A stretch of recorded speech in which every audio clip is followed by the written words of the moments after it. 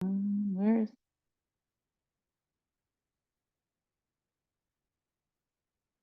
does anyone know where's the stop?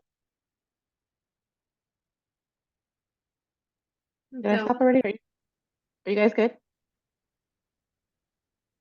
Okay, can you see each other? yeah, Okay, Anaka, why don't you get us going? Tell us about the authority gap. Sure. So very excited to be here. I'm a new member um, and excited to kick off today's AWT event and look forward to hearing from many of you fabulous women. I'm Anagha Akte. I have traveled interesting path in my life. I am mountaineer at heart. I'm trained in crevasse crossing, ice wall climbing, rock climbing. I have climbed to 18,000 feet in the Himalayas. I have two masters in physics and computer engineering, and I have worked as a movement therapist for past 13 years.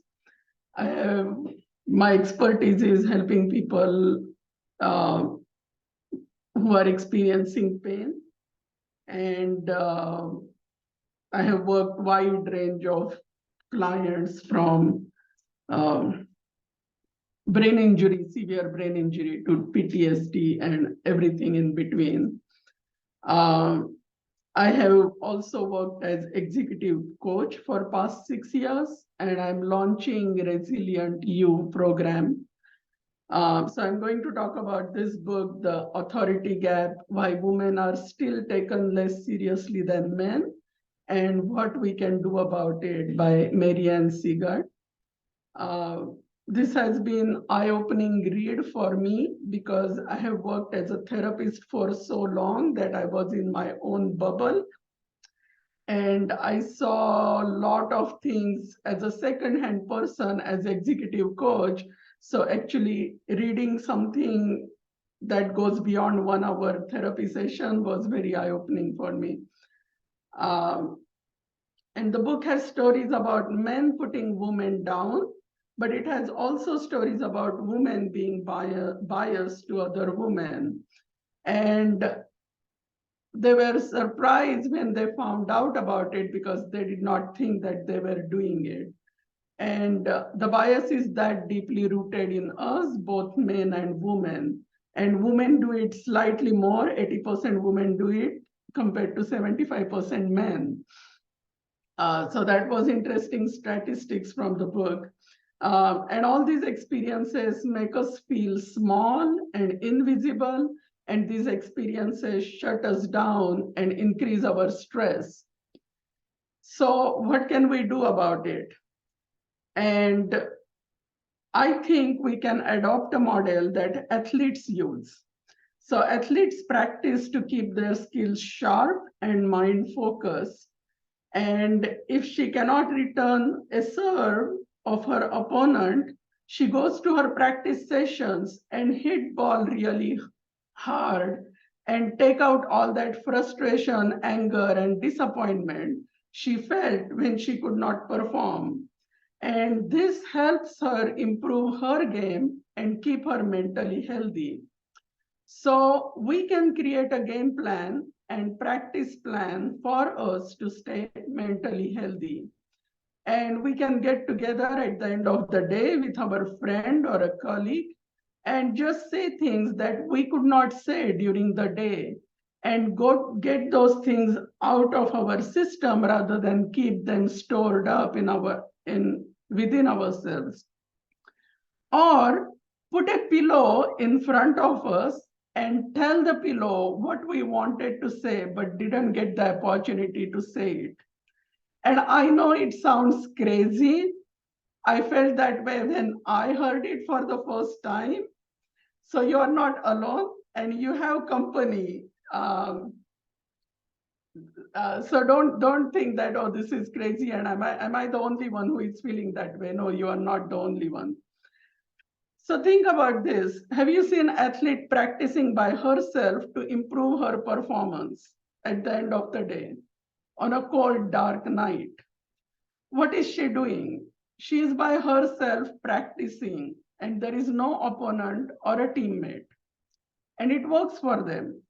So putting pillow in front of us and telling would be a good place to start if it's too much to talk to a friend or a colleague at the end of the day. And I can tell you, this is the best kept secret of mind body therapy. And today it is not secret, you all know about it. And I have used it for 15 years in my personal life, and many of my clients have used it to not store up all the frustration that they felt during the day. So, so it works. And where am I? Okay. So having a practice session would do miracles for us. And this would be a good first step to create our own network and come up with a game plan to create less biased environment for women. And last time when we had mentoring session, networking and mentoring session, we talked some of these things like how do we need to create women's network to deal with old boys network. And I think this would be a fabulous way to start practicing it rather than just talking about it. So the unpleasant experiences create self-doubt in us. And we think maybe I'm not good enough, maybe I'm not working hard enough. And these practice sessions will help us lower that critical voice in our head and make us a little bit happier, little bit healthier, and more resilient. I think that's 5 minutes. That's perfect. More. That is a little about over 5 minutes. That's awesome. Does anybody have any questions? So where did you hear about this book? Well, so I was at library, and library had a program in September for Women's Equality Day that come and tell about your own experiences or talk about it. And this book was there on the the woman who was organizing it at the library. She had this book, and I thought, oh, this is a cool book. So I picked it up, and then I saw there is a event where I can talk about the book. It's perfect. It's perfect. Yeah. It's exactly what we need. We need to make that gap go away. Emily and I have talked about this before. It's like, what if there was a world where we didn't even need AWT because everything actually was equal? Can't even imagine it, but I want to. And we're working towards it. Austin does have smash rooms. Just so you guys know, you can rent a room for like $40 an hour and just break things. It's cathartic and amazing. So anyway, moving on, Kristen, tell us about your book. My book is called Traction: How to Get a Grip on Your Business.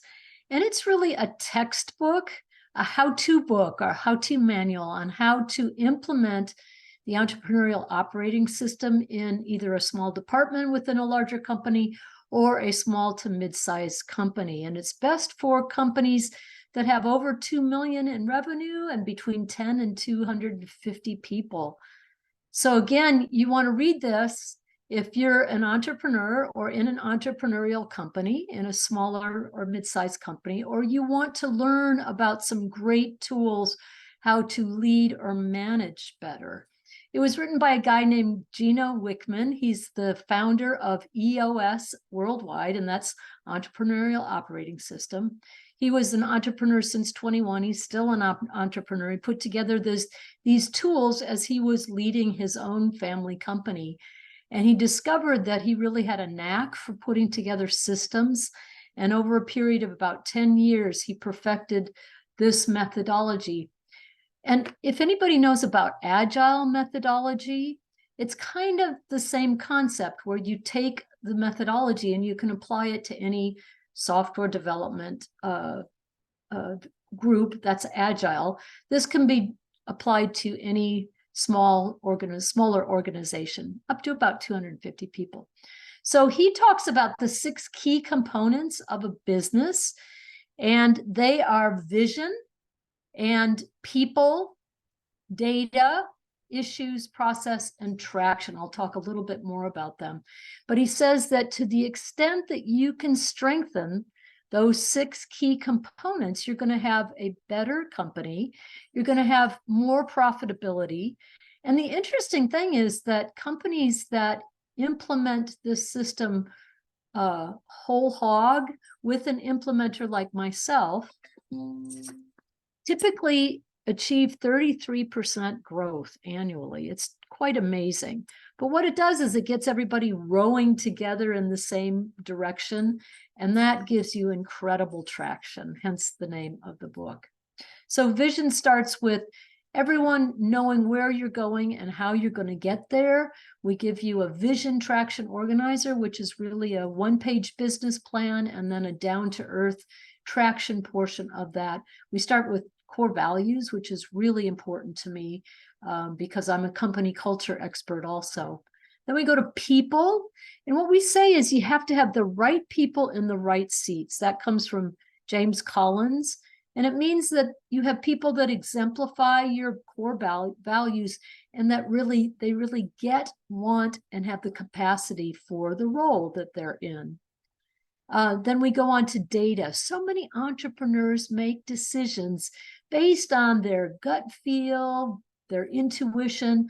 And what we want to do is we want to get decision-making out of that emotional realm and into the realm of numbers. So we encourage people to get a scorecard that you look at every week that tracks the activities that you're doing on a weekly basis to make sure you're on track towards your goals. And once you get vision, people, and data into your very clear, everything else becomes clearer too. And what we find is that then issues come up, and issues are challenges, opportunities are problems. We teach you how to bring them up, solve them for once and for all, and put them away for the greater good of the company. Then going on to processes, you know, I've been in startups and you just sort of do things by the seat of your pants, and whatever seems good on Tuesday is what you do. But really, to get accountability and to get that forward motion, you have to document your processes and do them the same way every single time. And that's what we help you do. Keeping it simple, we go on the KISS principle of, I call it keep it simple, silly. And so we document 20% of the processes that get you 80% of the way there. And lastly, traction. And traction is, in the words of Gino Wickman, our founder, he says, a vision without traction is simply a hallucination. So this is the discipline, the rhythm of meetings that keep you accountable to your vision so that you're advancing towards your vision and your goals every single week. And also setting rocks for each quarter. And rock is simply a priority that you must achieve in order to make a fourth of the way to your yearly targets. So those 6 elements are the part of traction. And we want you to get from, companies are usually at 20% strong, and we want you to get to more like 100% strong. So I want to conclude with the offer that if anyone wants a free book from me, put your name and address in the chat and I'll be able to send it to you.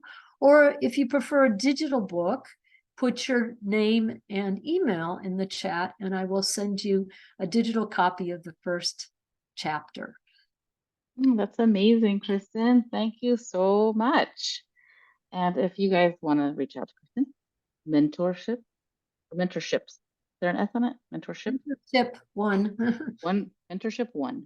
Not Nothing mentorship one. It's just mentorship. Singular. Mentorship at awtaustin.org.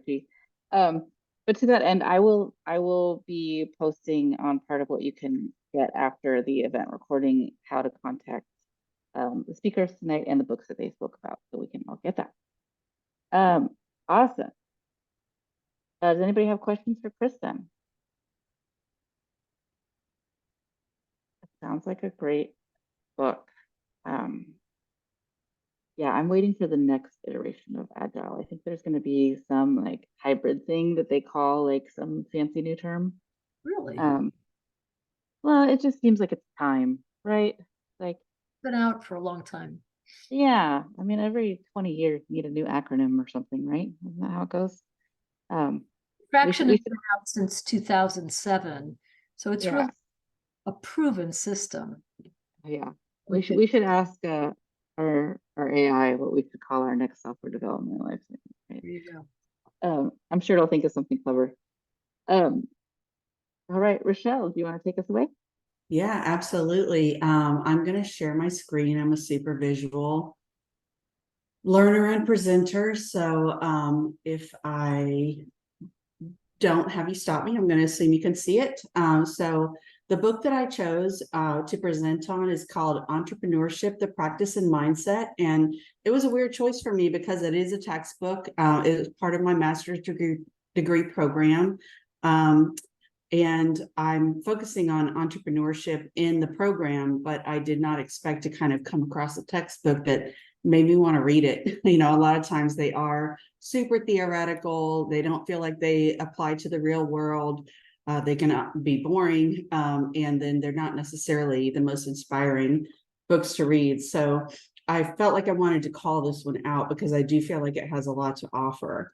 So one thing I like about it is it has a woman author, and she is looking at entrepreneurship from the standpoint of societal change, basically social entrepreneurship, which I'll get into in a later slide.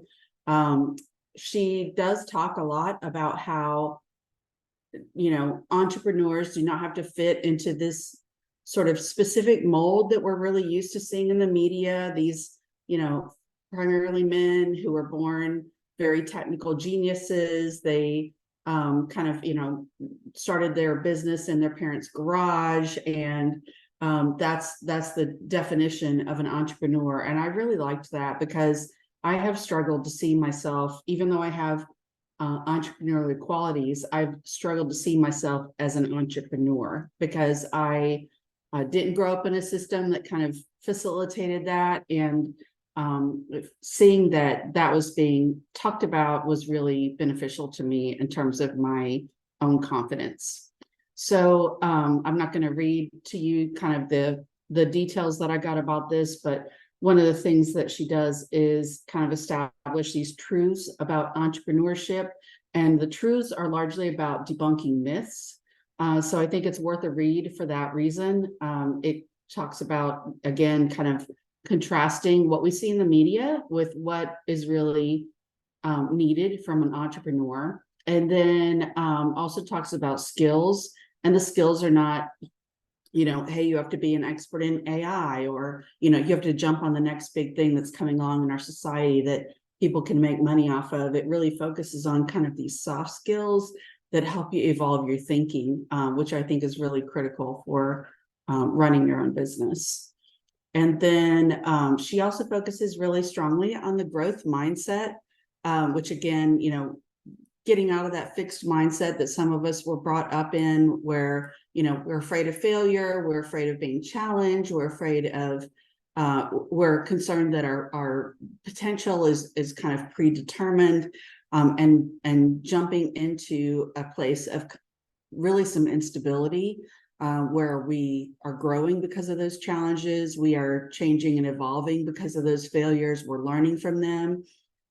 Is really a critical skill for us to develop. And I think a lot of the things that the text brings out are not just about entrepreneurship specifically, but kind of life skills that really help in terms of today's society.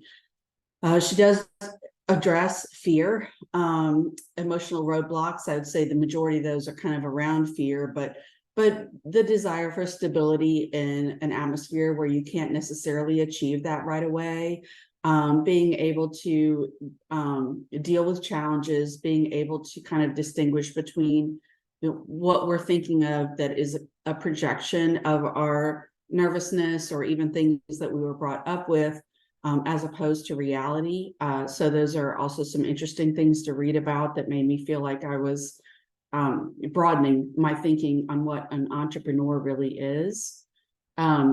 She has an entire chapter on supporting social entrepreneurship. There's some information on these, global wicked problems.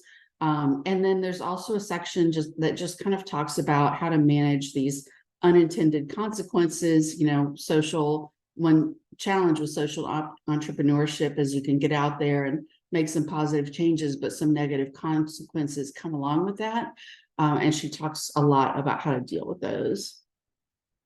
There's also a chapter that I really liked on learning through failure.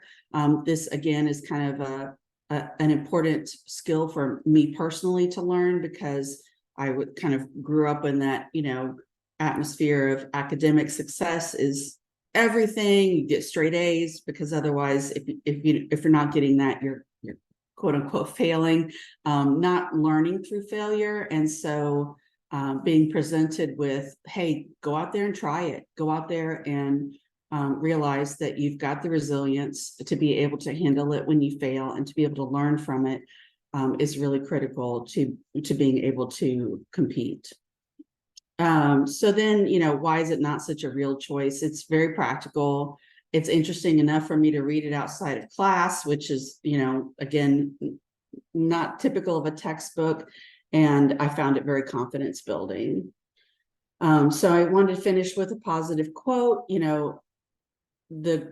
A core message of the book is really that everybody has the ability to think and act in an entrepreneurial manner, and that it's all about practice. It's all about action. It's all about learning through getting out there and trying something and then seeing what happens, as opposed to trying to plan it all out before you can, before you start.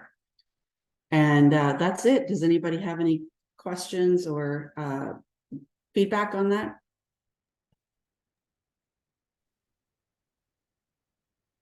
Not a question, but just wanted to say that I really resonated with what you were saying about like growing up with a mentality that like grades are super important and trying to be perfect all the time. So it sounds like a really helpful book.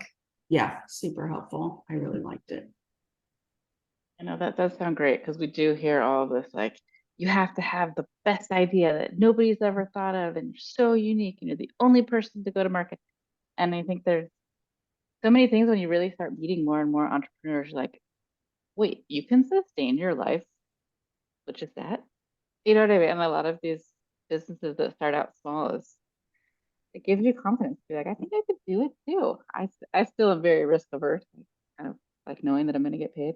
But that is a core thing in the book is learning how to like deal with risk and the concept of risk. And also, I love that a lot of the case studies that are covered in this text are not about, oh, I came up with the next big thing. And there's one case study that is on somebody who made clocks out of cow patties and made a successful business. And so that is not something that I think most of us are like, hey, this is how I should go. We're all trying to think of the thing that is like super sophisticated and sexy.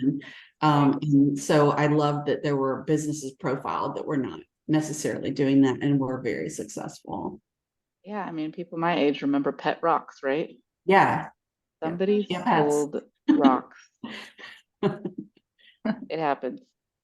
Okay, for the sake of time, let's move on to Rachel Leaf.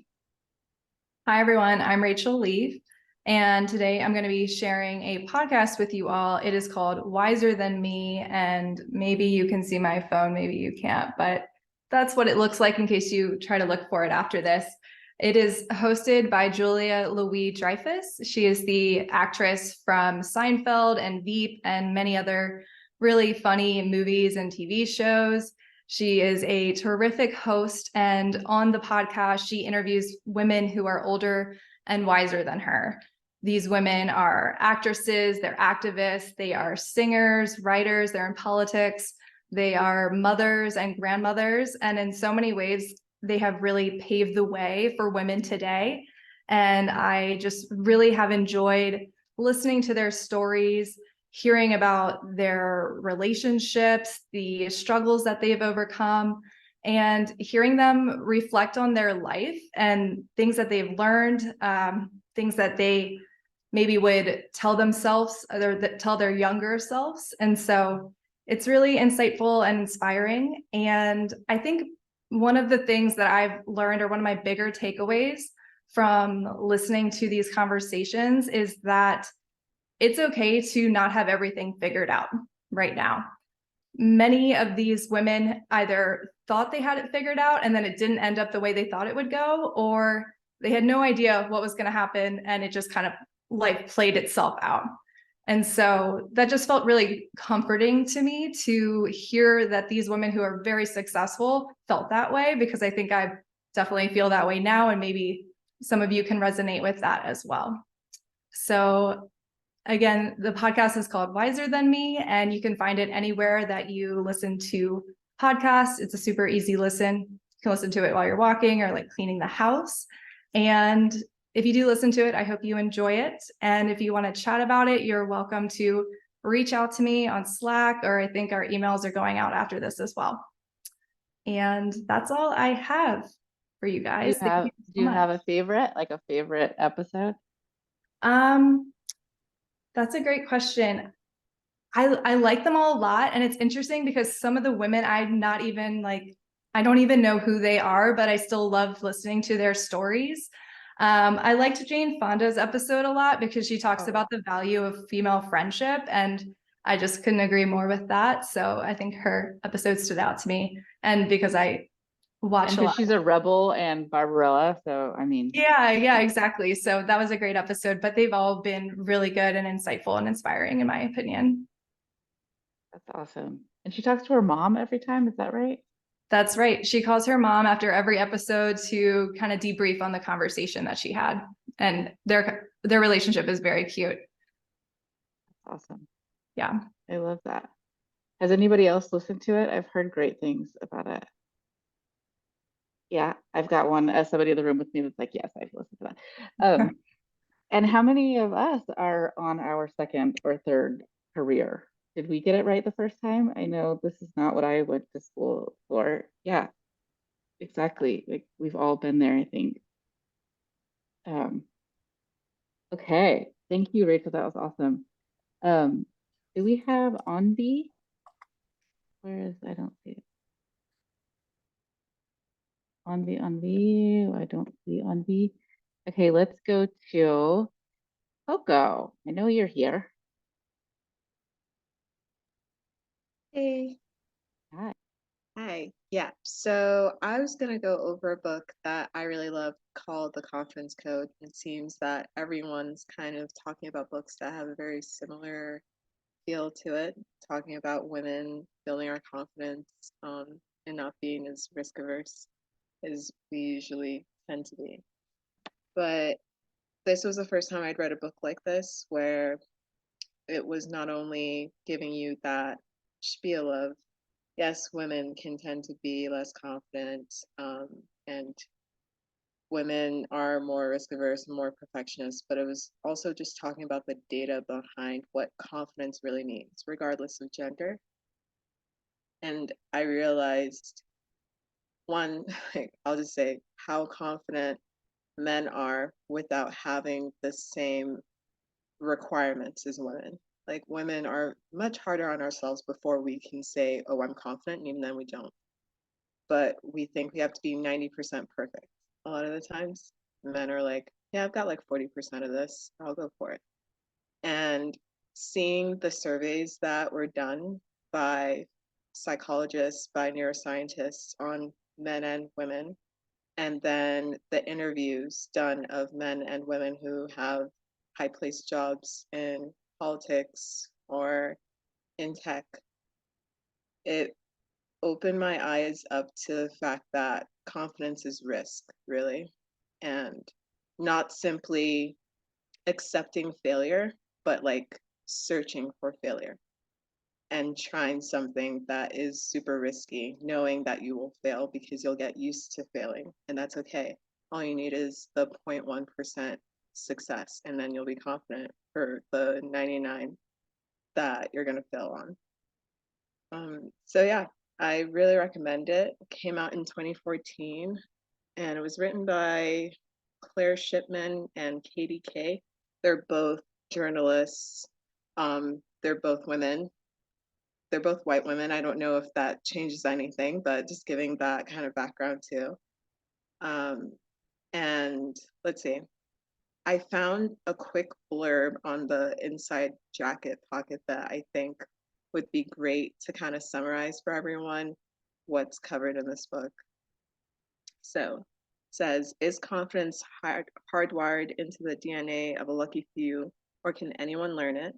Is it best expressed by bravado, or is there another way to show confidence? Which is more important, confidence or competence? Why do so many women, even the most successful, struggle with feelings of self-doubt? Is there a secret to channeling our inner confidence? Okay, highly recommend it. So is there a secret? Can we get Uh, there? I think the secret is you can't fake it. Like, Oh, wow. yeah, there's no fake it That's until too you make bad. it. My mantra has Oh. been fake it till you make it. Oh my gosh. Your mantra is Unfortunately, take it? Yeah. no. Yeah. No, but isn't that amazing? I guess I find it amazing. Like the persona you can put on that you let other people see can project such an air of confidence when you're actually not feeling that Exactly. inside. Um, and it's like, how do you make what I want people to see to actually be what I feel, Mm-hmm. you know? And I mean, I don't know how many years of therapy I've been in, I'm still not there. Right? It's like, um, Yeah. yeah, it's amazing, you know, but you see so many studies after studies of, you know, men applying to jobs when they're 50% qualified and women have to be 90% qualified. And, Mhm. you know, you see people talking to, have you seen the one where they talk to profile like artists, like police profile artists, and men describe themselves and they end up being way more attractive than they really are. Women describe themselves and they're like way more hideous. Like we do terrible things to ourselves, Yeah. you know? Yeah. The perfectionism, we're just really, really hard on ourselves for sure. Yeah. And then even when you put up that front of confidence and other people think that you're capable of doing things because you Mhm. don't feel confident, you're extremely risk averse and then you don't meet your potential. Right, right. And I know one of my best friends says to me sometimes when I get down and I, you know, say, I can't believe I did that. I can't believe I said that or whatever. And she says, don't talk to my friend like that. Yeah. And it's so great to have a friend that reminds me I wouldn't talk to a friend the way I talk to myself. Yeah. Um, and so it's good to have that friend remind you, don't talk to my friend that way. Like reprimanding me for the way I'm talking to me. We all need that. Anybody have any questions for Coco? It sounds like a great book. I really want to read it. Yeah. Um, There's the audiobook and the ebook available through the library, the Libby app. So great awesome. for driving. Did you talk about the Libby app at our No, previous I one? didn't. What did No, you talk about at that one? I talked about Too Good to Go, which That's I right. still love. That's right. That Yeah. seems amazing. But a couple of people talked about Libby. It was interesting. Yeah. Okay. Next, Mary Oxy.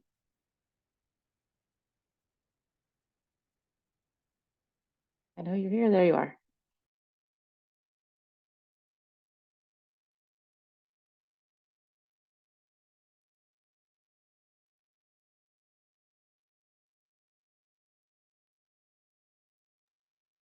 You are silent. We see you moving, Maria, but we don't hear you.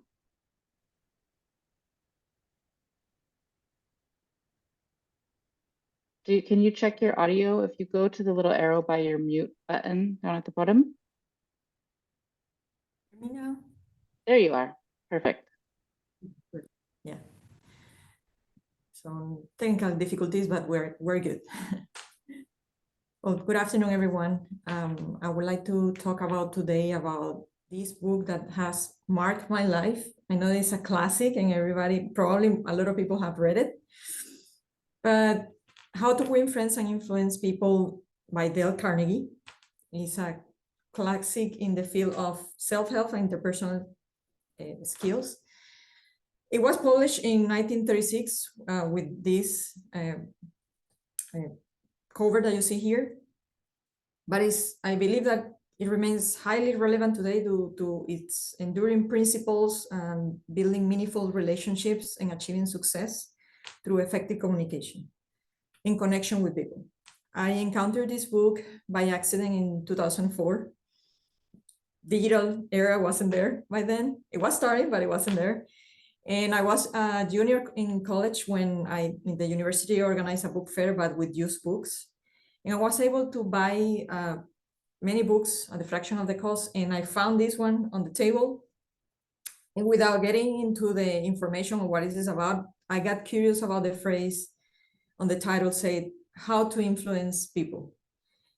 I'm a mechanical engineer by degree, but during my 15 years of experience, I've been developing myself in a managerial positions down the road on many manufacturing plants and also now as an engineering manager.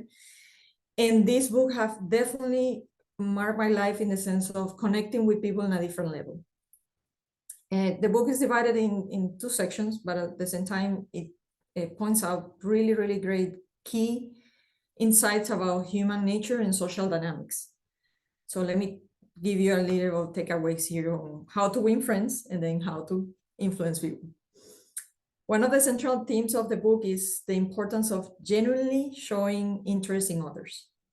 Carnegie emphasized that to win friends, we have to be good listeners, take really interest in concerns and perspective of others.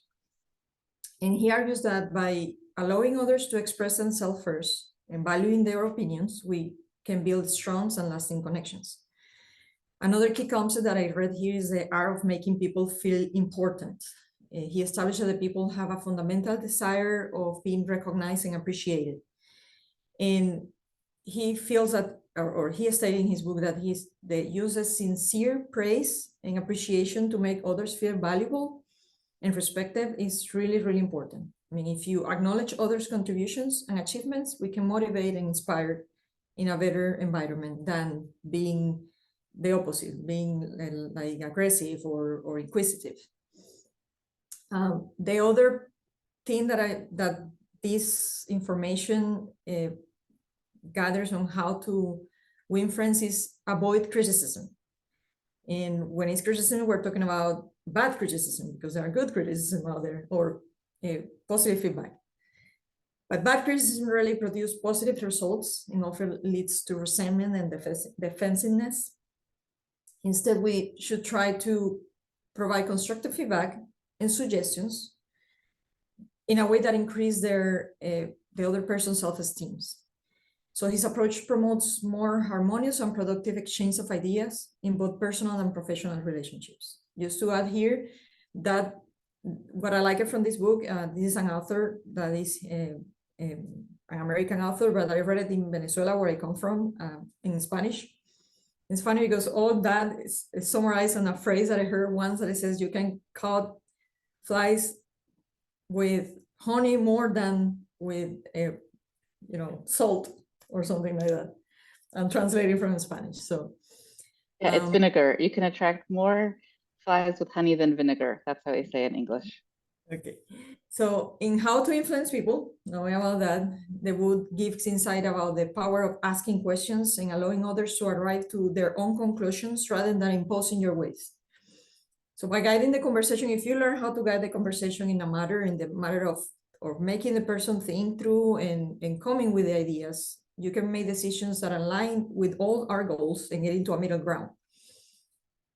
And at the same time, you have made them feel that they have made the choice themselves, and that's how you can influence and get people to your side.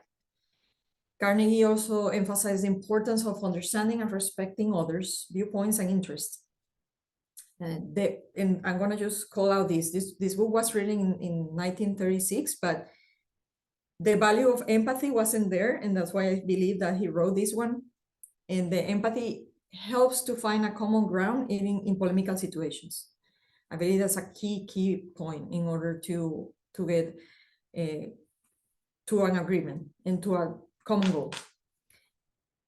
So this book, explored necessity of cooperation, collaboration, and successful individuals always can work harmoniously and encounter not only my manufacturing side, but also in the engineering side that many engineers have in their ways, in their train of thoughts, that their ways are the ones that are right.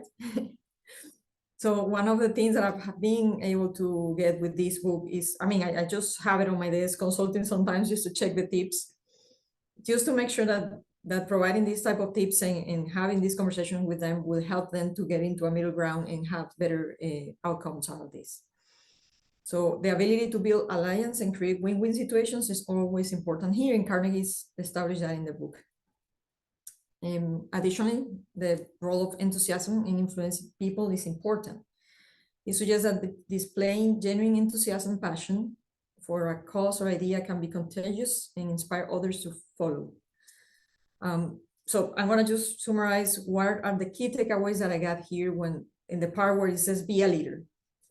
You need to begin with praise and honest appreciation, call the attention to people's mistakes indirectly, talk about your own mistakes before criticizing others, ask questions instead of giving direct orders. That's really, really important. You have to praise all the time. Praise is slices improvement, praise even, every little improvement, even when something came out really great, praise it. Give the other person a fine reputation to live up, even if that's not the case. Use encouragement, make the fault seems easy to correct, and make other person happy about doing the things you suggest. That's really, really important here. So to summarize and finalize this is the book teaches you more understanding, be empathetic, and consider individuals. We need to focus on building genuine connections, making others feel important, avoiding criticism. Those are really positive items. So I believe this is continue valuable. I have this one that is the last edition where they add the digital era, and it has some highlights related to how to deal with like the virtual world, which is really great. It wasn't written by Dale Carnegie, but he has a foundation right now, and it keeps updating the information over and over. So if you feel interested, go ahead and read it if you haven't. And that's all I have. Thank you. That's amazing. Does anybody have any questions? How many people have read this one? I've actually not ever read it, and I feel like I should. Tammy. She's like, got it right there. I love it. And how many, yeah, I'm just curious because I feel like one of the things we do is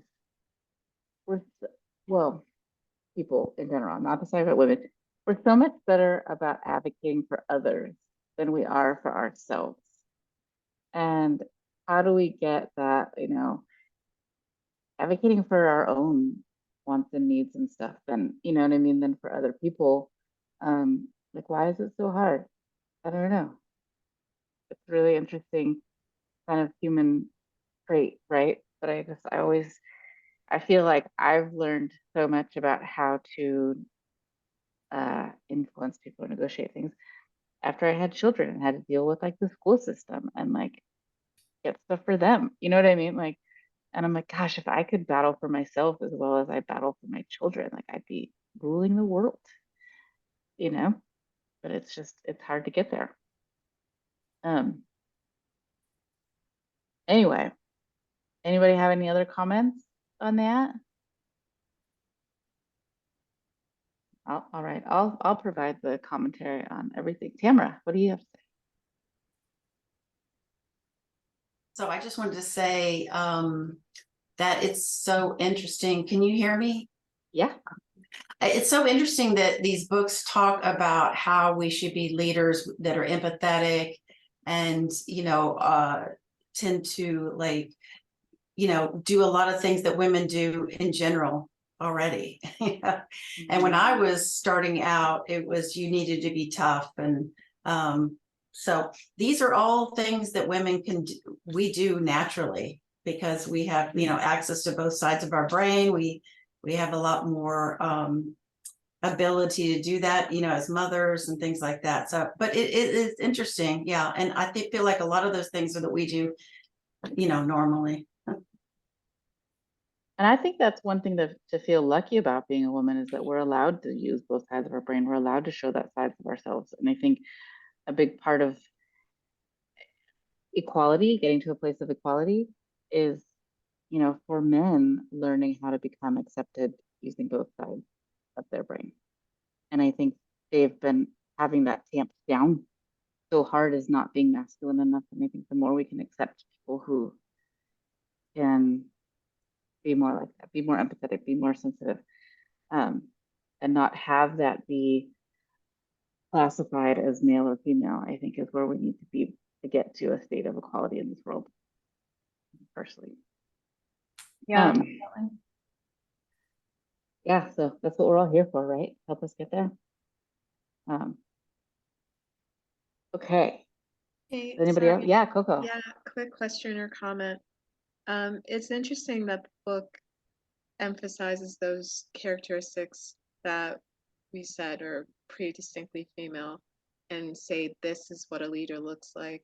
And yet there's so few female leaders in the workplace.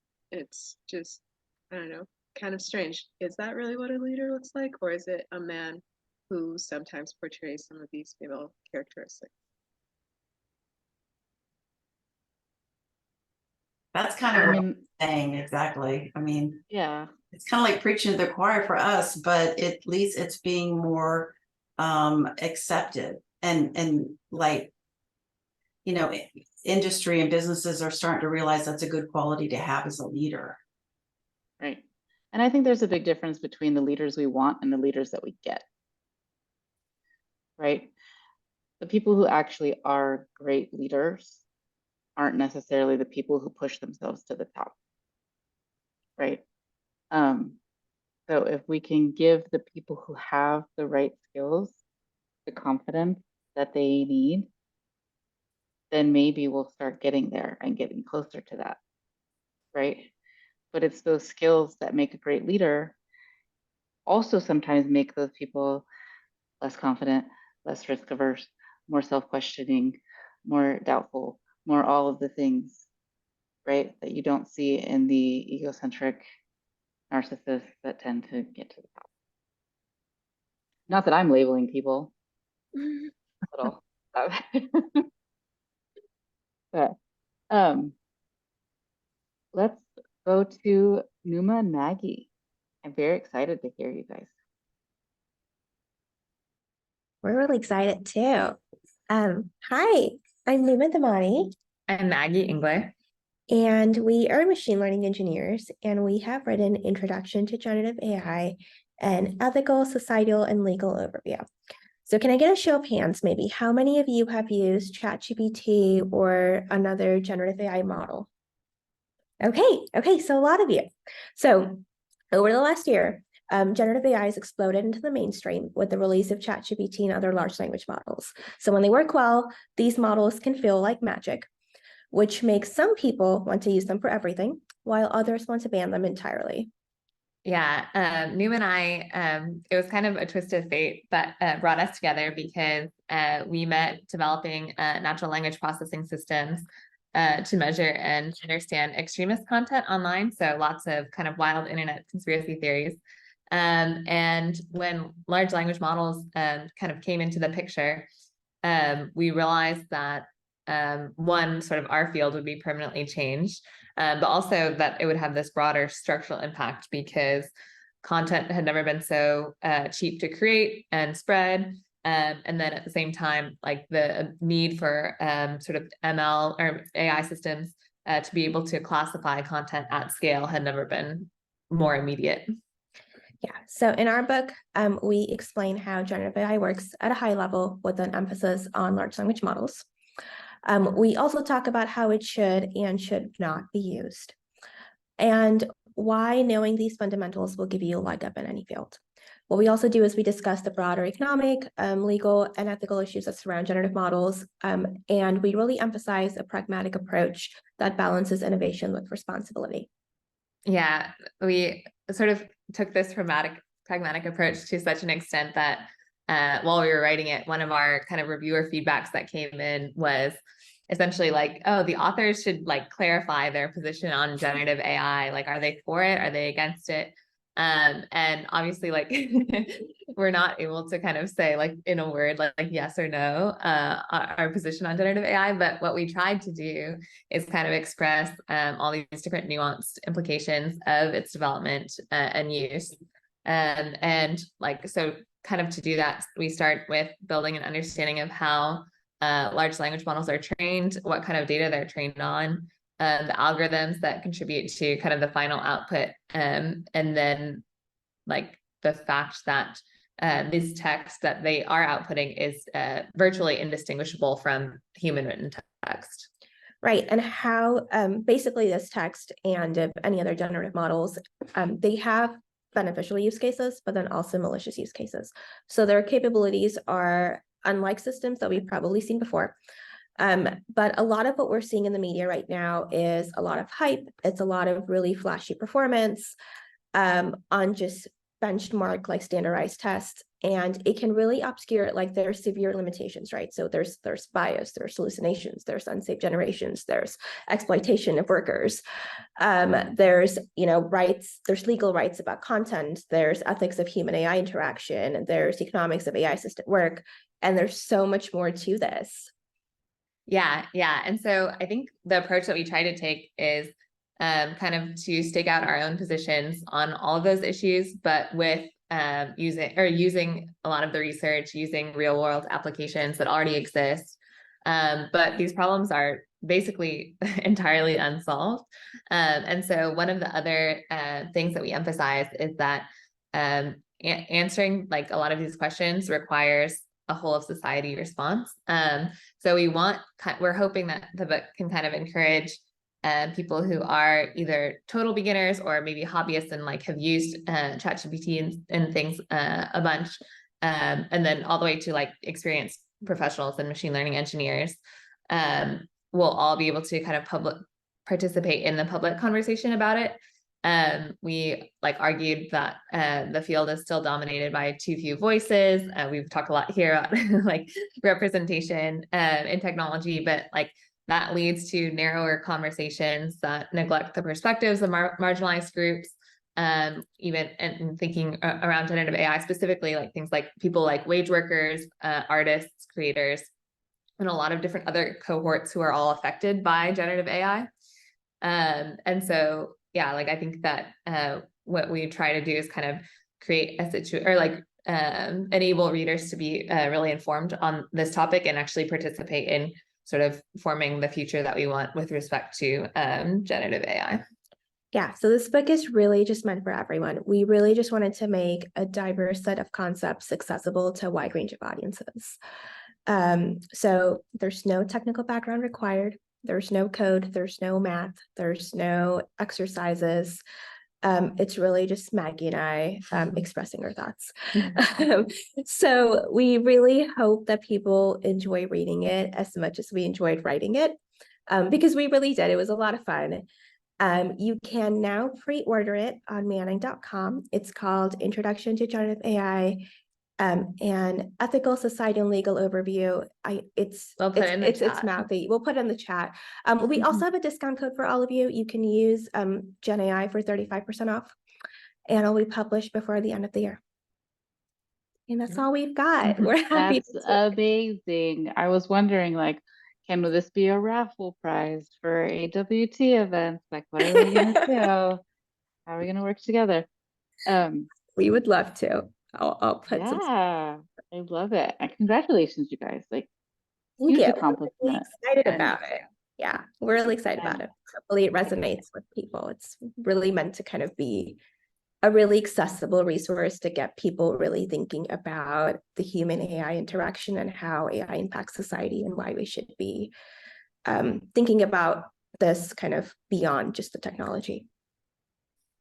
So, Tamara, you can just I- talk. You don't have to raise your hand. Okay, sorry. I have to say this energy, oh my gosh, it's so amazing. You two are absolutely so impressive. That book, I guess I can get it on, I don't know, Amazon, I'm not sure, but so it will be it will eventually be available on Amazon and Target and Barnes and Noble and some other resellers. Right now, it's only available on Manning.com. So I will post the link in there, and I'll post like a discount code too, so you can pre-order it if you'd like. But pretty soon it'll be on pre-orders for Amazon. And then you'll be able to find it in stores for, I think it's Barnes and Noble, Target, Amazon. I don't remember the other big ones, but certainly Amazon fairly soon. that's great. I can't wait to read it. I'm super excited. You know, it's like you could talk about like for days about AI, right? And all the things that it's impacting. I mean, you know, I just read the other day that John Grisham is like suing because they're using his book as, you know, as some of the data for it, his books or whatever. I mean, you could go on and on what jobs it's going to affect, you know. So, but thank you. I can't wait to read it. Hey, Thank you. Thank you. I'm going to ask an off the wall question because I love you guys. Okay. Like a year ago, everyone was all about Web3 and NFTs. Now everyone's all about machine learning and AI. Is there any connection? Are these just completely different technologies? I would say they're pretty different. I would say there's no, I mean, they're pretty much completely different. Yeah, I don't think there's really a connection. No. But like, do we still need to care about Web3 and NFTs, or is that just like, oh, that was fun? I mean, my personal view, I don't, we're just like throwing hot takes now, but I don't think you ever needed to care about Web3 or NFTs. I would agree with that. I never cared about NFTs. And that's not my area of expertise. So nuance or like I'll caveat that. Yeah, it's not mine either, but quantum breaks blockchain. Yeah. I was never very excited about blockchain or NFTs or crypto or just really any of that. But also it's really not my area of expertise. I don't care about it. I don't want to step on any toes if people are like into NFTs and stuff. Like, I will say one of the things that I will say is that I feel like another kind of distinction to draw is that we've already seen a lot of the things that AI or like that these models are doing. Whereas NFTs, I think it's not necessarily apparent the use case, at least immediately to me. So it's with Gen AI, it's kind of like, oh, this is what is. So there's been like a really big thing where people are just like, oh, digital technology hasn't really given us like the economic growth or productivity that we've been hoping for. It hasn't really led to like increasing global GDP. And people are like, this is it. Gen AI is the promise that we've been waiting for. It's so exciting and everyone's so hyped up about it, right? And you know, for better or worse, but you can kind of see that in some ways it can actually help. You can augment humans with, you know, parts of Gen AI. You can use it to improve your workflow and you can make it quicker and easier and, you know, in some ways even a little bit better. With NFTs though, I really don't see that. I know, I don't really get it either. I do think oh, sorry. Just like the point that you made, I do think it is also an area that's like similarly to Web3 last year, super, super overhyped. It is very hyped like up, making a lot of claims that may or may not be actually backed up by the technology. Yeah, and like great stuff in the chat. Like, does quantum break blockchain? I mean, is quantum computing gonna be like, oh, who cares about blockchain? We have quantum computing now. Nima, you could probably, or y'all could probably answer this better than I can, but my understanding is that it's like you can unencrypt maybe what blockchain like encrypts. And I'm saying that in the least technical way possible. You can unblockchain, you can unchain your block with quantum. Chain it. Jay and his team could probably tell you a lot better over at the Austin Forum and Worley, but Yeah, that's getting way, unless somebody on here's a quantum or blockchain expert, please feel free to chime in because I am not those things. I Just go think to we all need the to events. have the next event be like in the ring, and we have like quantum computing versus Oh my God. versus blockchain technology. Yeah, like And we have little Web3 that would versus ChatGPT. I just want to ask you, did you write this book with AI? Ah, we did not. We've had a lot. I've actually had a lot of people ask me that. Like too many probably. No, we didn't use it at all. We do have a couple examples from ChatGPT and Bard and Claude. But other than the few examples that we have, this is actually human written. Certified. So you'll be we have an contributing to NFT to AI. prove Thank that. you. Yeah, we You will. sign it with an NFT. Your book will be. Yeah, this is fun. This is good. But we do have to keep going. Okay. Swati, do you want to tell us about flower evolution? This is a very different. Yes, We're going somewhere very I different would now. love to.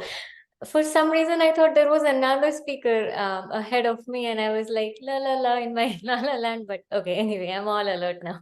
Okay, so hello everybody. I am so excited to be talking about flower evolution. And this is a card deck that I purchased along with the book. Unfortunately, the book, I let a friend borrow the book, and I don't have the book to like show it on the screen, but this is the card deck. And the Flower Evolution book was written by Katie Hess, who is a flower alchemist, and she lives in Arizona. And in this book, Katie Hess talks about the gentle transformative power of flowers. And so I do have a little notes that I have written that I don't want to like ramble all over and off a tangent. So in this book, Katie says that the flowers actually work on the emotional level of our being, and they help in healing the emotional wounds. And in this book, she talks about the throughout this book, there are beautiful pictures of flowers, which I can show you, which are on the deck as well. Let me get the flowers out. So there are flowers like these and flowers like these and these. So throughout the book, there are profiles of beautiful flowers and the pictures of them and the healing qualities of these flowers. And if you think of it like, we can maybe do like a little thought experiment to see how a flower can affect our state of mind or our state of being.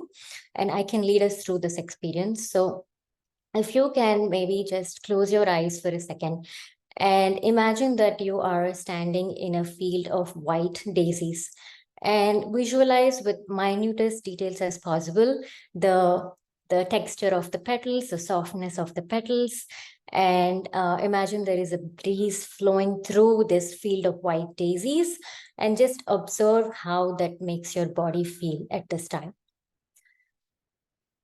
And now let's just shift over and move into a garden of lush and bright red roses.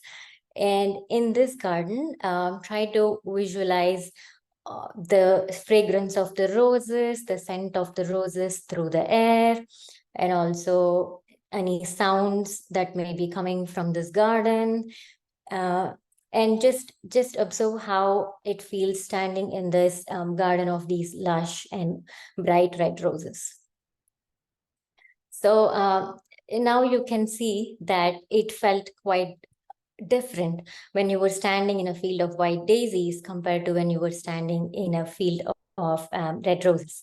So similarly, these flowers, each of this flower has its own unique quality on how it can make our mind feel in that moment. And in this book, Katie says that there is a flower for everything. Like there is a flower if you're feeling anxious and stressed out. There is a flower if you're not able to sleep well. There is a flower if you feel like you're all over the place and you need to like focus and get things done. And in 1930s, Dr. Edward Bach found out a method called solar infusion, through which the bioenergetic imprint of these flowers has been captured and scaled in a form of a bottle. And Katie has also uses a similar method of solar infusion for making these flower remedies or the flower essences. And the flower essences accelerate our personal growth, and they actually help us settle into who we are as a human being, because when we are truly settled into our whole self, that is when we realize the power and essence of what it is to be human. And and there is also, we are able to magnify our strengths, which we may not be able to if we are not truly settled into our being. And I started using the flower remedies or the flower essences after I read this book, which was in about 2019 was when I read this book, and I started using these flower essences since 2020 of March.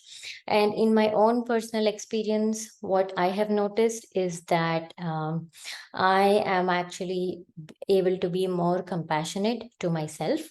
And I am also able to bring more value by being my true, authentic self at work, at home, at everywhere I go. Earlier, I was just trying to be like somebody else, and then I was feeling miserable because I was failing, because I was not being that person. And then finally, I just took a U-turn, and then now I'm just being myself, and I am very comfortable doing that. And with that, I would really like to end my rant with a interesting game which is mentioned in this book, and this game actually blew my mind away. So if we have time, I would like to play that game with all of you. Go ahead. Yeah. Okay. So for this game, what we have to do, and I will lead us through this experience as well. So for this game, you have to imagine you are 5 or 6 years old, and think of a favorite flower that comes to your mind when you are 5 or 6 years old. And I will give you like 10 seconds to imagine, like visualize that flower in your mind. And I will talk about my favorite flower when I was 5 or 6 years old. It happens to be jasmine. And the reason I like jasmines when I was younger, because in my grandfather's garden, there were jasmines growing, and I have a lot of pleasant memories going to my grandfather's house for the summer holidays and spending time among those jasmines.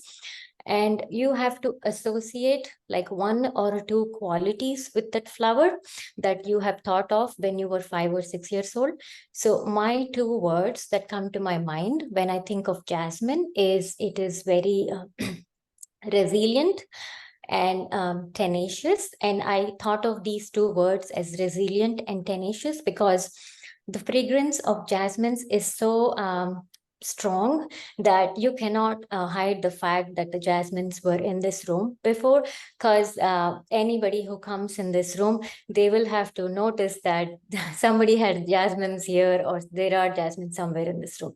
And it is so resilient that it doesn't go away easily. Now, if you want to maybe write down your 2 words for that flower, and we will move on to the next part of the game.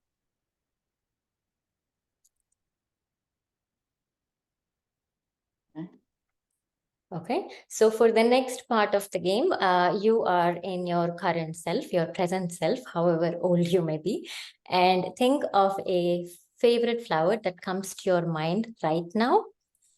And do the same thing. Think of 2 words or qualities that come to your mind with those 2, with that favorite flower. So I will again give you 10 seconds to think of a favorite flower and associate 2 qualities to that flower. So for me, my current favorite flower is roses. I have a beautiful roses, like a bush of roses right outside my front yard in my garden. And the 2 words that come to my mind when I look at those roses which are in my front yard are they are joyful, happy, and cheerful. It feels like those roses are so very happy and cheerful. So I will write down those 2 words, which are for my current state of being.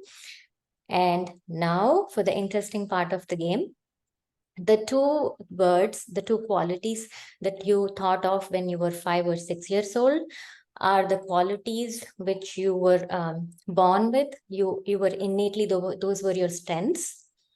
And the 2 words that you thought of in the current time, your favorite flower, are the qualities that you're working towards, or those are the qualities you would like to embody more. So my 2 words that I was born with were innately, my strengths were resilience, and the quality that I'm working towards right now is to be more joyful, happy, and cheerful. With that, I conclude my topic here. Thank you. That's awesome. Does anybody want to share their words?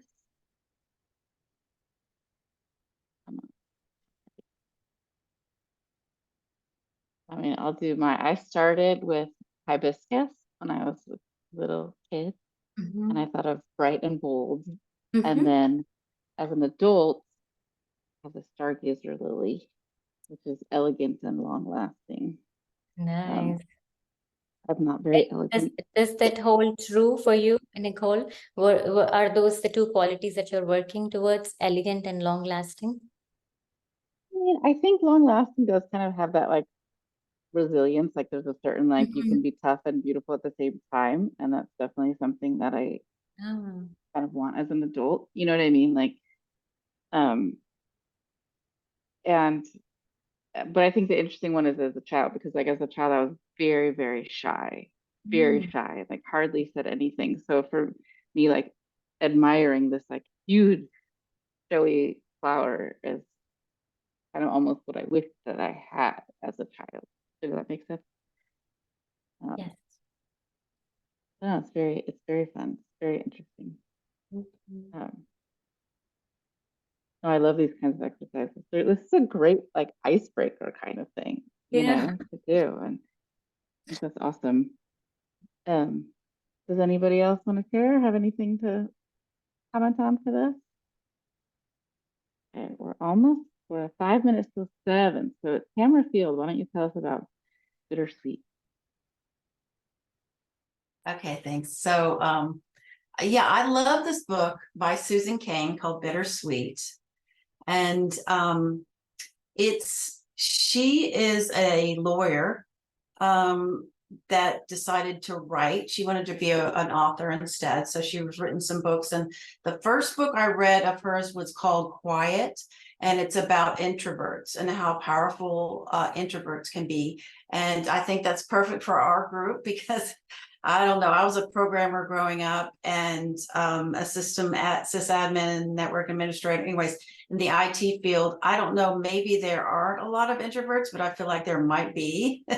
And so that's drew me to Susan Cain, and that was the first book I read of hers. But and I loved it. It really helped me a lot. It also helped me with like understanding my role in the world as an introvert. And you know, instead of feeling bad, because, you know, in our society, we're basically treated really well if we're extroverts and we're valued if we're extroverts.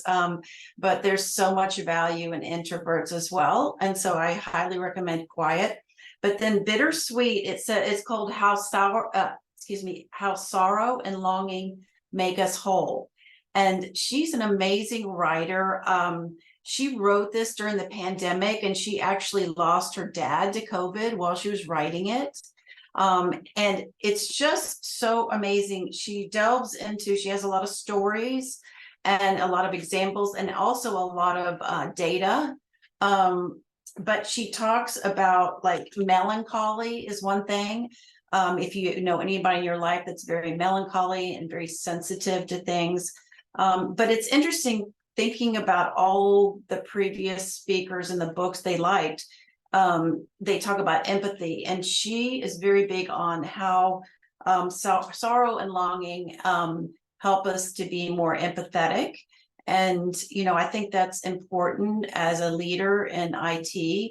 I started my first business in 1999, and, you know, I was, you know, going through the IT field at my age back then. It was like, you just tried to act like a man. You tried to be, you know, that's what you were trying to do, is imitate a male leader. So I think it's come a long way. And I think I've learned some things over the years, because I do think that you tend to have better employees and tend to be a better leader in general if you're more empathetic. So yeah, and let me see, I took some notes on it as well. Let me see what I said.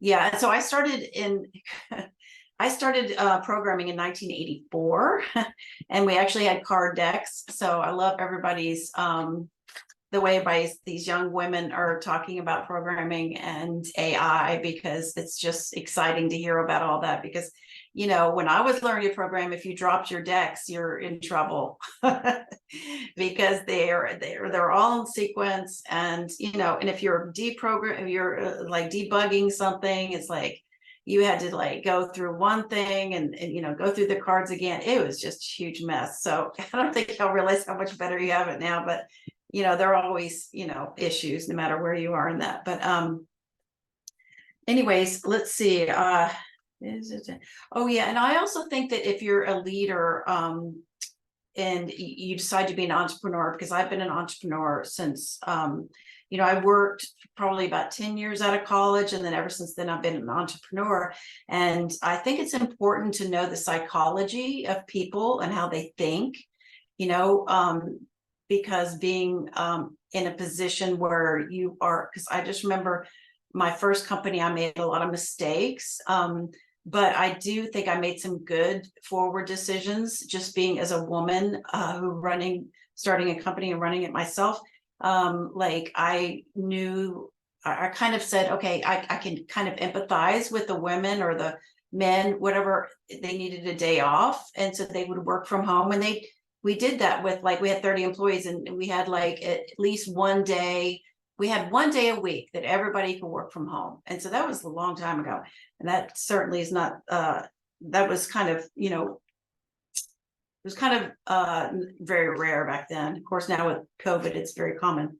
But anyways, I think this is a good book to read. It reminds me kind of a Brene Brown kind of book, but you know, she just talks to us about, like, if you're going through difficulties, you know, it's all integral in our life journey, basically. And it's helping us grow by going through these difficult times. And, you know, it's helped me, you know, I meditate twice a day for 20 minutes. That's helped me immensely in my business life.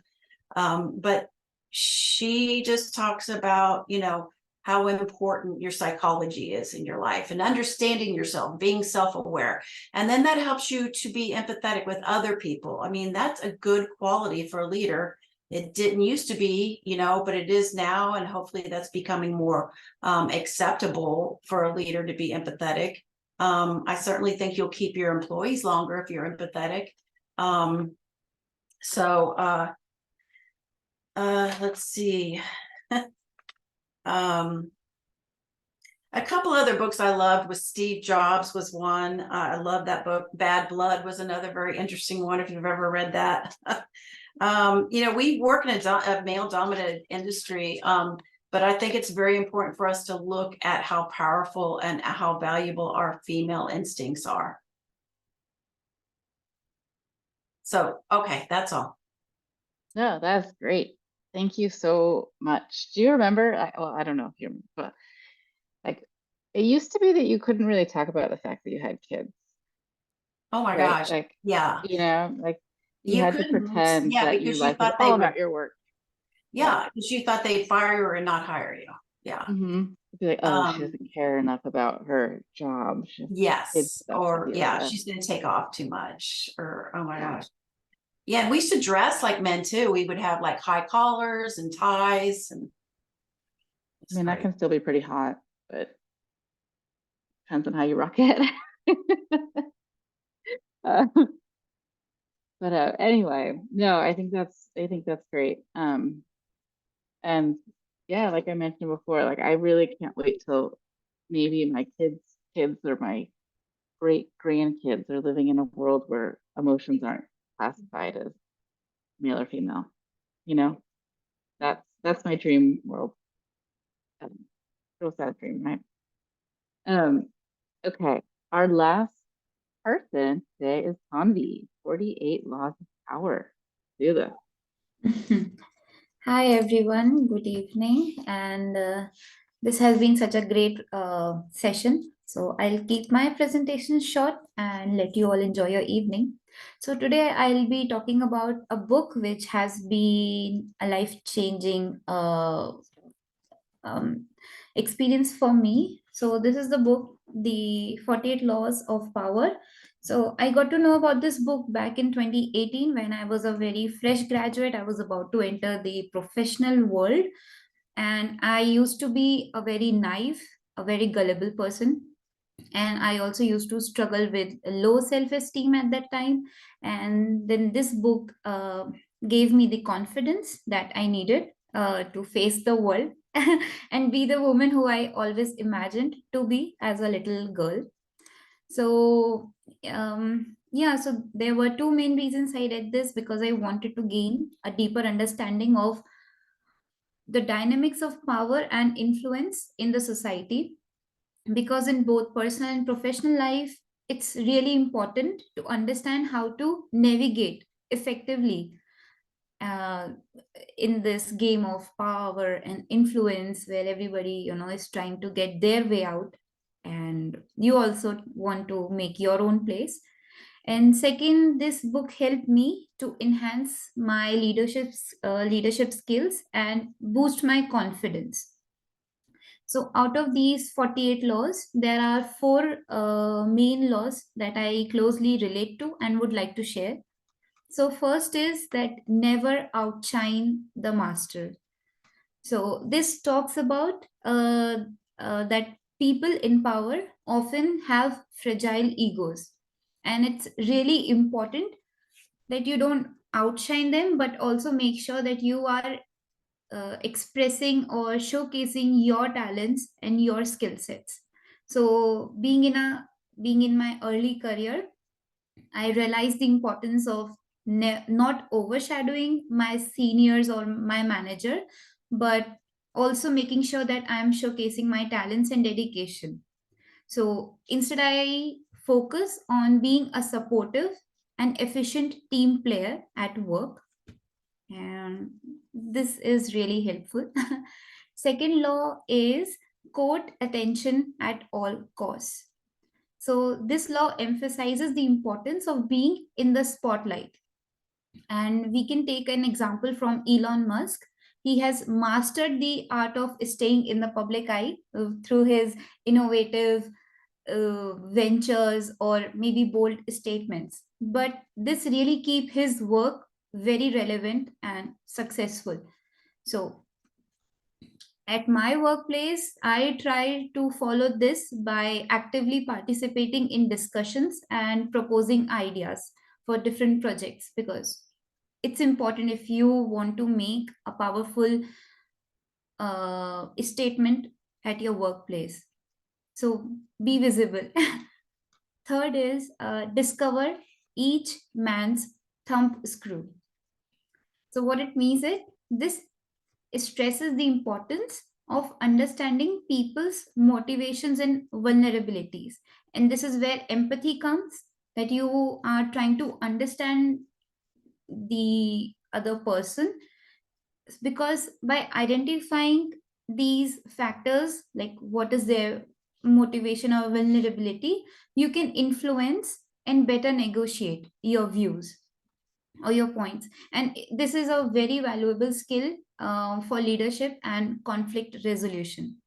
So at my workplace, I try to incorporate this by having an empathetic talk with my colleague or my seniors, and I ensure that they receive acknowledgement for their contributions, and this fosters a better work place. And the fourth law that is really important that I resonated with is play on people's need to believe and to create a cult-like following. This might sound a little too too straightforward, but this law emphasizes on how charismatic leaders can create devoted followings. For example, Steve Jobs. So his ability to inspire belief in Apple's product turned it into a brand with a cult-like following. And with the latest iPhone 15, we can see like people are so serious about Apple products. And so I use this law in my professional and personal career by inspiring and leading teams by promoting a shared vision. So I try to make sure that all the team members, they have a same goal in their mind, and so that we can work in coherence uh, and have an efficient output. So yeah, these were the 4 laws. There are like 48 laws, but these are the 4 laws that I closely resonate with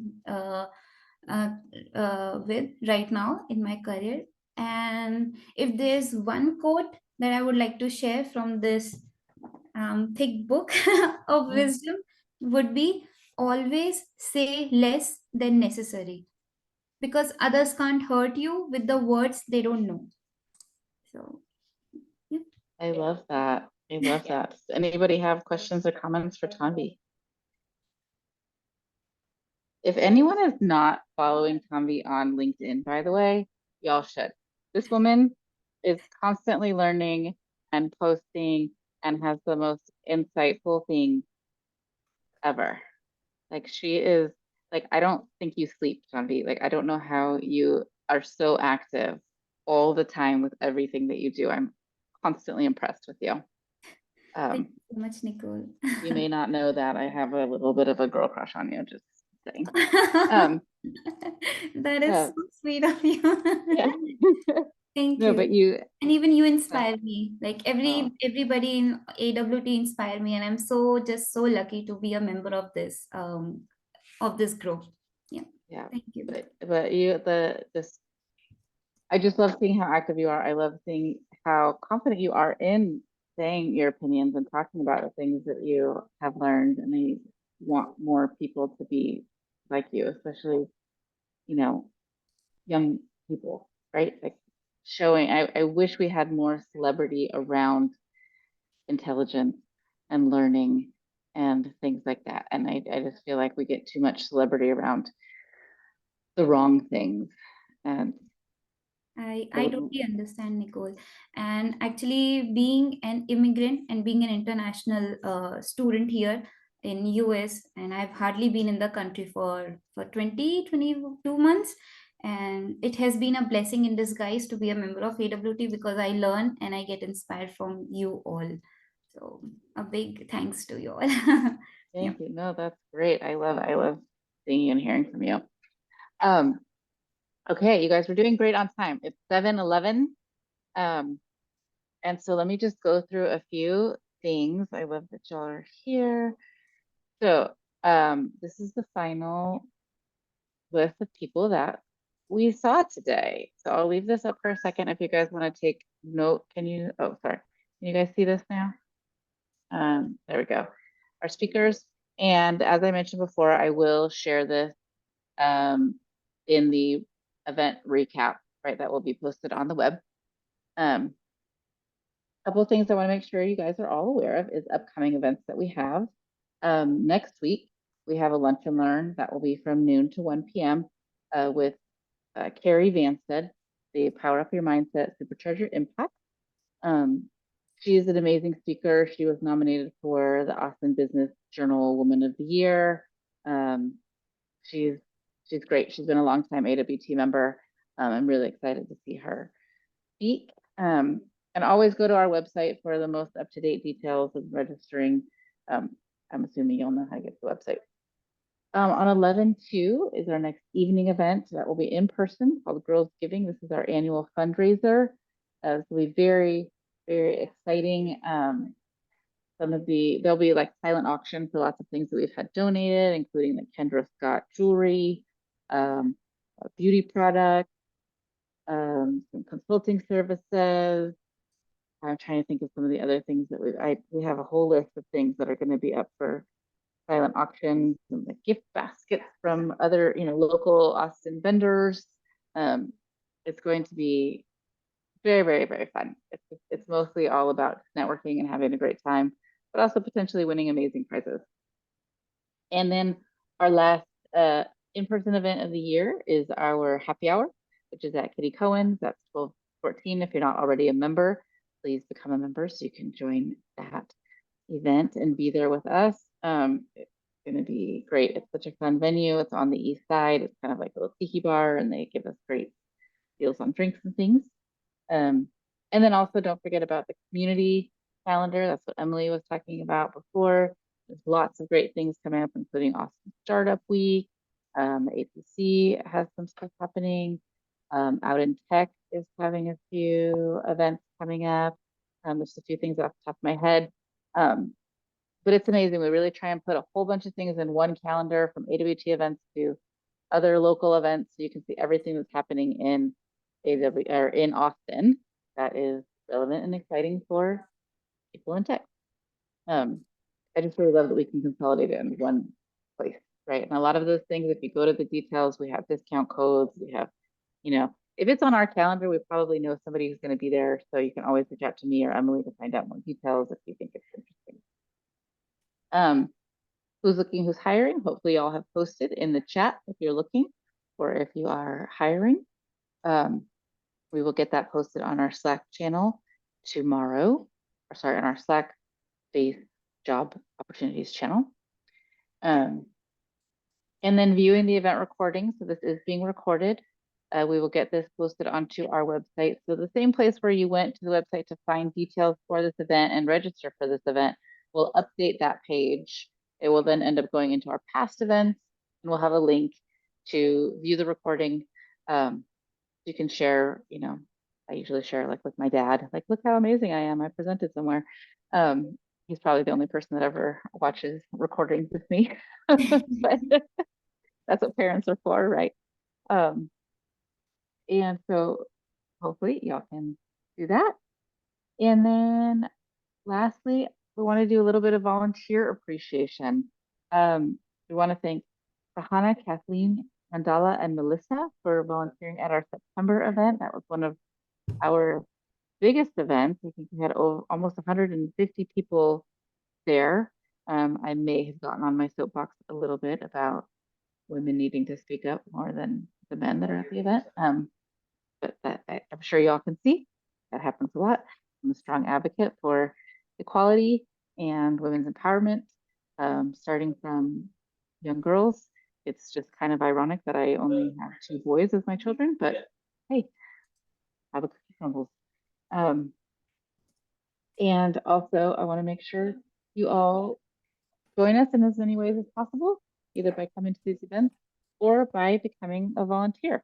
It's a great way to get to know me and the other board members much better, is to volunteer to help us with our events, or volunteer to be on the board with lots of engagements that we have.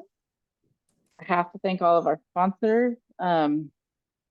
If your company would like to sponsor AWT, we need contributions of any size, shape, or form, from donations in kind, from like food and beverages, to monetary donations.